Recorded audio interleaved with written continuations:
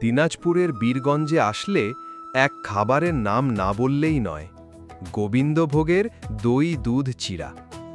শহরের থানার সামনের মোড়ে দাঁড়িয়ে যে কাউকে জিজ্ঞাসা করুন, সবাই এক সুরে বলে দেবে, ওইখানের দই চিড়া না খেলে বীরগঞ্জ ভ্রমণটাই অসম্পূর্ণ। গোবিন্দভোগের মিষ্টি ঘ্রাণ, ঘন দুধের মোলায়েম স্বাদ, আর সঙ্গে ঠান্ডা দই, সবকিছু মিশে তৈরি হয় এক অনন্য প্লেটার, যা প্রথম চামচেই জিভে জল এনে দেয়।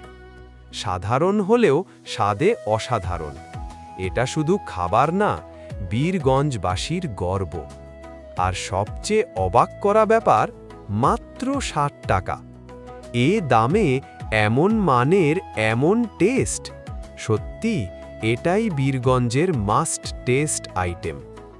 যারা একবার খেয়েছেন তারা বলেন, ভাই, এটা কোনো সাধারণ দই চিড়া না, এটা ভ্রমণের স্মৃতি হয়ে যায়।